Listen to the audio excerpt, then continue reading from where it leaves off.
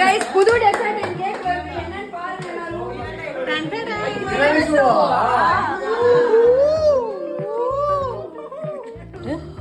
Egg yoke தனியா egg white தனியா நம்ம பிரிக்க போறோம் க்ரீம் பண்றதுக்கு.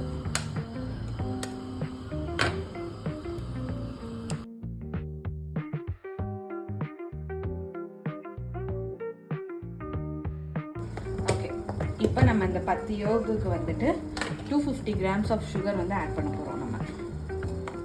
ஓகேயா? ஸோ 250 grams ஆஃப் சுகர் நம்ம ஆட் பண்ணியிருக்கோம். இப்போ வந்துட்டு நம்ம ஒரு அத்தன்டிக்கான மெத்தட் என்னென்னா, இதை அப்படியே வச்சு விஸ்க் பண்ணிவிட்டு நல்லா அது பேல் கலர் ஆனதுக்கப்புறம் க்ரீம் ஆட் பண்ணுவாங்க. அது பச்சையாக இருக்கும். நம்ம வந்துட்டு இப்போ பச்சையாக பண்ண போகிறதில்ல. டபுள் பாய்லர் மெத்தடில் நம்ம சுகர் வந்துட்டு மெல்ட் ஆகிற வரை நம்ம வந்துட்டு விஸ்க் பண்ண போகிறோம். அதுக்காண்டி தான் இங்கே நான் தண்ணி வச்சுருக்கேன். இப்போ அது மேலே இதை வச்சு விஸ்க் பண்ண போகிறோம். நம்ம அந்த போட்டிருக்க சுகர் மெல்ட் ஆகிற வரை நம்ம வந்துட்டு இப்படி பண்ணால் போதும். ஓகே, இப்போ வந்து பார்த்தா நல்லா மெல்ட் ஆயிடுச்சு. சுகரும் வந்து எக்கோடு சேர்ந்து நல்லா மெல்ட் ஆகி குக் ஆயிடுச்சு. ஸோ இப்போ நம்ம வந்துட்டு அடுப்பு ஆஃப் பண்ணிவிட்டு இது கொஞ்ச நேரம் ஆறட்டும்.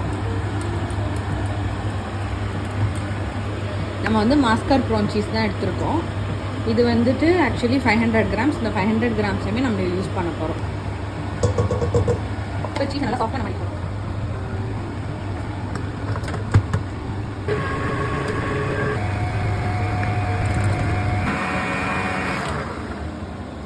இப்போ நம்ம வந்து இந்த எக் யோக் பண்ணி வச்சுருக்க இந்த கஸ்டர்டை வந்துட்டு க்ரீம் சீஸோட நம்ம ஆட் பண்ண போகிறோம்.